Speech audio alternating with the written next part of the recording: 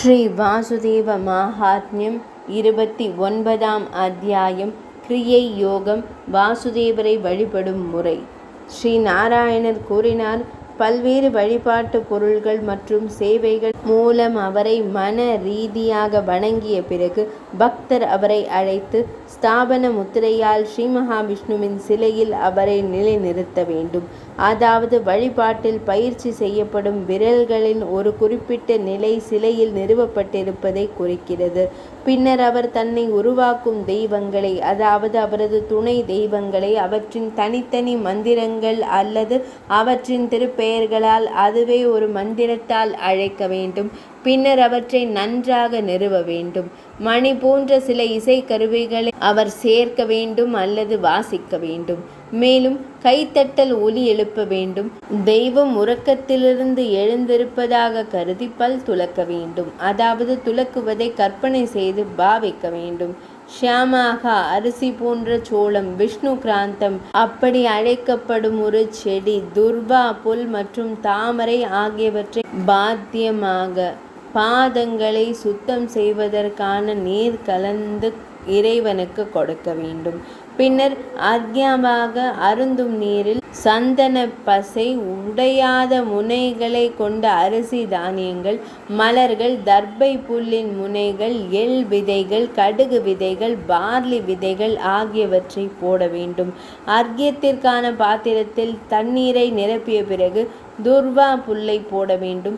ஜாதிக்காய், கிராம்பு, ஏலக்காய், காங்கோலா ஆகியவற்றின் வெளிப்புற தோலையும் ஒரு வகை செடியின் நறுமணமுள்ள வேரையும் சேர்த்து நறுமணமிக்க நீரை ஆச்சமனமாக கொடுத்து பின்னர் ஸ்ரீஹரியை நீராட்ட வேண்டும். முதலில் அவர் இறைவனின் திருமேனியில் நறுமணமிக்க மலர்களின் எண்ணெயை பூச வேண்டும். பின்னர் அவர் உடலை கல்கா, தரை மற்றும் நுறுக்கப்பட்ட எண்ணெய் பொருள்களின் பிசுபிசுப்பு படிவுகள் அவற்றை கொண்டு தேய்த்து சுத்தப்படுத்த வேண்டும். நிலையான கலங்காத மனதுடன் அவர் பஞ்சாமிர்தம், அதாவது பால், தயிர், நெய், தேன் மற்றும் சர்க்கரை ஆகியவற்றை தனித்தனியாக அவற்றிற்குரிய மந்திரங்களுடன் சேர்த்து ஸ்ரீ மகாவிஷ்ணுவின் சிலையை செய்ய வேண்டும். பின்னர் அவர் அதை சுத்தமான சூடான நறுமணம் மிக்க நீரில் நீராட்ட வேண்டும்.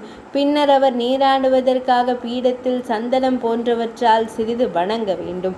பிராமணர் பழைய மலர்கள் போன்றவற்றை முந்தைய வழிபாட்டின் வடக்கு பக்கம் எரிந்துவிட வேண்டும். அவர் ராஜம் போன்ற பெயர்களை கொண்டு அல்லது சாமன் பாடல்கள் அல்லது மகாபுருஷரின் சிறப்பு மறை நூல்களை பயன்படுத்தி ஸ்ரீ சூக்தம் மற்றும் விஷ்ணு சூக்தம் ஆகியவற்றை ஓதி துறவு செய்ய வேண்டும்.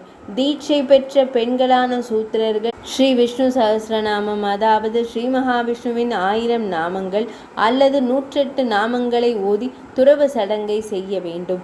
பின்னர் ஒரு துண்டு துணியால் அவரை துடைத்து அவருக்கும் ராதைக்கும் மிகுந்த அன்புடன் மிகவும் விலை உயர்ந்த ஆடைகளை அணிவிக்க வேண்டும். அவர் இறைவனுக்கு மெல்லிய வெள்ளை மங்களகரமான புனித நூலை கொடுக்க வேண்டும்.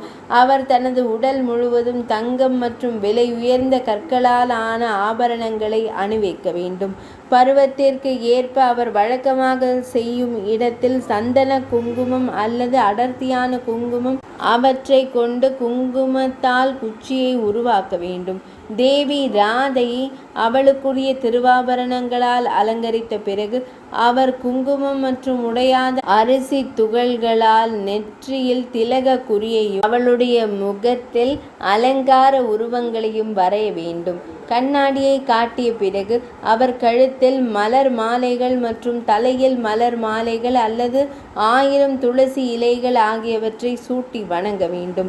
ஒருவர் ஒரு துளசி இலை அல்லது ஒரு மலருடன், ஒவ்வொரு இலை அல்லது ஒரு மலருடன் ஸ்ரீ மகாவிஷ்ணுவின் திருநாமத்தை உச்சரித்து அதைத் தொடர்ந்து நமஸ்காரம், வணக்கம், கேசவாய நமக என்று இவ்வாறு 1000 திருநாமங்களை நிறைவு செய்ய வேண்டும்.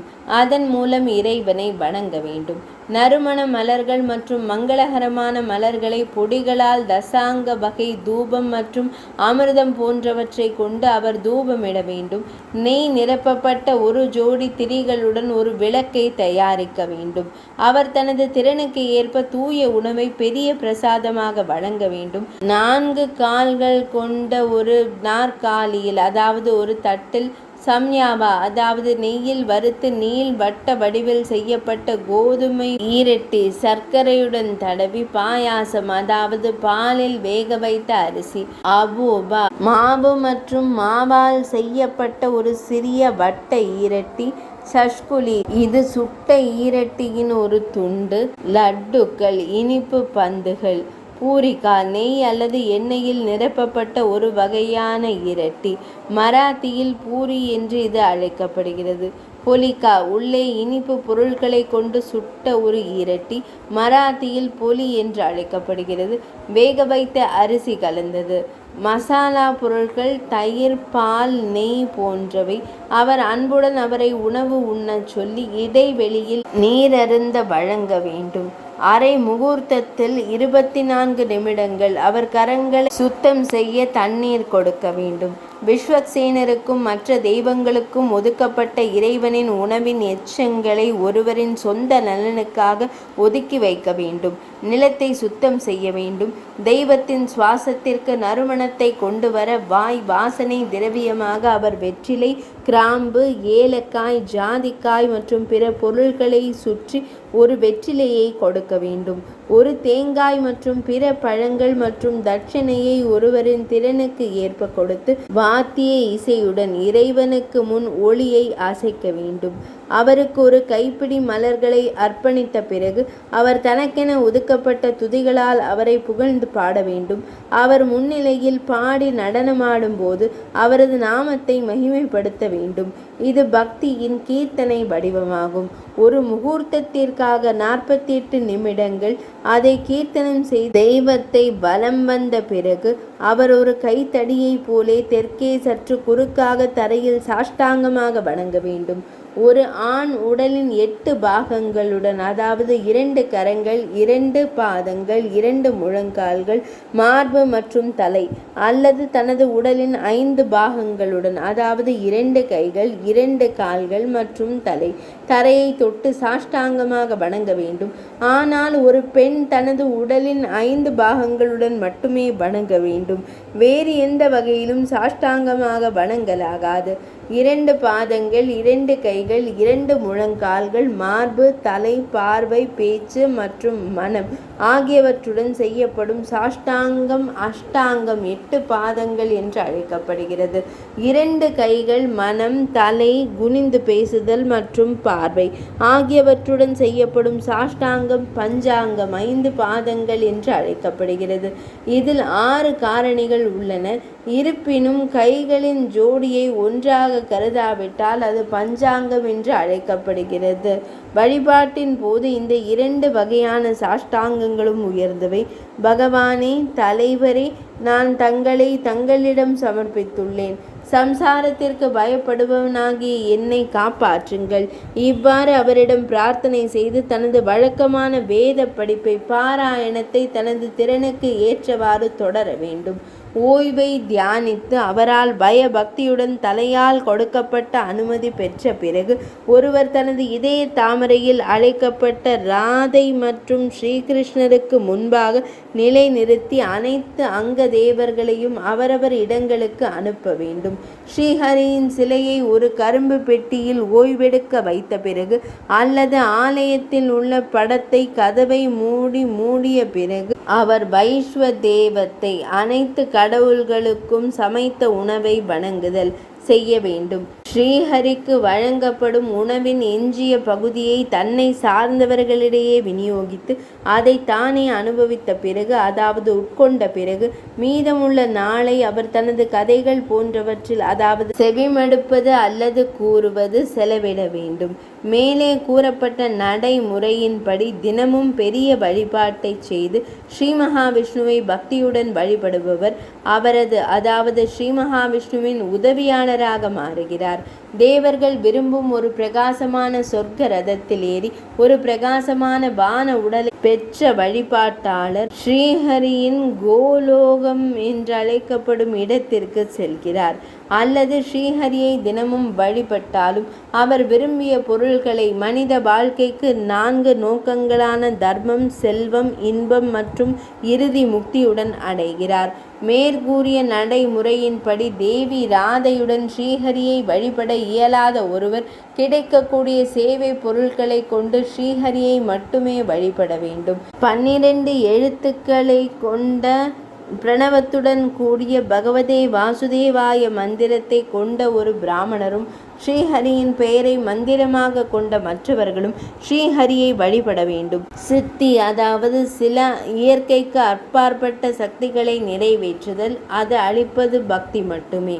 ஏகாதசி மாதத்தின் பாதியில் 11வது நாள் அன்றும் குறிப்பாக ஸ்ரீஹரியின் பிறந்த நாள் மற்றும் இது போன்ற விரத நாட்களில் மகா பூஜை ஒரு சிறந்த வழிபாடு அனைத்து ஸ்ரீ வைஷ்ணவர்களாலும் தங்கள் திறமைக்கு ஏற்றவாறு கொண்டாடப்பட வேண்டும்.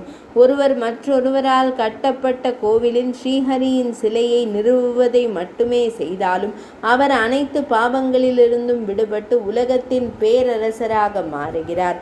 ஒரு பணக்காரர் அழகான, உறுதியான, நீடித்த ஸ்ரீஹரியின் ஆலயத்தை கட்ட வேண்டும். அவ்வாறு செய்பவர் எந்த முள்ளும் தொந்தரவு தரும் நபர் அல்லது எதிரி இல்லாமல் 3 உலகங்களின் ராஜ்யத்தை பெறுவார். ஸ்ரீஹரியை வழிபடும் சேவை அல்லது வேலையை நிறுவுவதன் மூலம் வழிபாட்டின் தொடர்ச்சியை மேம்படுத்துவார். ஸ்ரீ மகாவிஷ்ணுவின் உலகில் உண்மையில் சிறந்த மகிழ்ச்சியை பெறுவார். அஸ்திவாரமிட்டு ஸ்ரீ மகாவிஷ்ணுவின் ஆலயத்தை கட்ட துவங்கி அவரது வழிபாட்டை வழங்குபவர் நிச்சயமாக வாசுதேவருக்கு ஒப்பான பிரபுத்துவத்தை அடைகிறார். ஒருவருக்கு அவரால் அல்லது மற்றவர்களால் வழங்கப்படும் ஸ்ரீஹரியின் வழிபாட்டை அவரது வேலையிலிருந்து பறிப்பவர் ஒரு கல்ப காலத்திற்கு நரகத்தில் மரண கடவுளால் ஏற்படும் சித்திரவதைகளை அனுபவிக்கிறார். ஒரு செயலை செய்பவர், அதை செய்ய தூண்டுபவர், உதவி செய்பவர் மற்றும் சம்மதிப்பவர், இந்த 4 பேரும் ஒரு நல்ல அல்லது வேறு ஒரு செயலின் பங்கு பெறுகிறார்கள். நாரத முனிவரே, இந்த வழியில் கிரியா யோகத்தின் நடைமுறைகளை நான் தங்களுக்கு விவரித்துள்ளேன். இதன் மூலம்தான் ஏகாந்திக தர்மம் அதன் மீது நாட்டம் கொண்டவர்களால் நிறைவேற்றப்படும். மனதிற்கு இன்பம் தரும் பொருட்களை பற்றி சிந்தித்து வெளிப்புறமாக ஸ்ரீஹரி வழிபாட்டை செய்பவர் வழிபாட்டிற்காக அதிக அளவு பொருட்களை பயன்படுத்தினாலும் அறிவிக்கப்பட்ட பலனை ஒருபோதும் பெறமாட்டார். தனது சொந்த மனதை இங்கும் அங்கும் இழிவான இன்பத்தில் கட்டுப்படுத்தி விடுதலையை விரும்பும் ஒருவர் ஸ்ரீ மகாவிஷ்ணு வழிபாட்டில் பக்தியுடன் ஈடுபட வேண்டும். ஸ்ரீஹரியை வணங்காமல் மகாவிரதத்தை பின்பற்றுபவர்கள், கடுமையான தபம் செய்பவர்கள், வேதங்களை படித்தவர்கள், சாங்கியம் மற்றும் யோகத்தை பயில்பவர்கள் ஒருபோதும் சித்தி, அதாவது மோட்சம் அடைய மாட்டார்கள். 29ஆம் அத்தியாயம் நிறைவடைந்தது.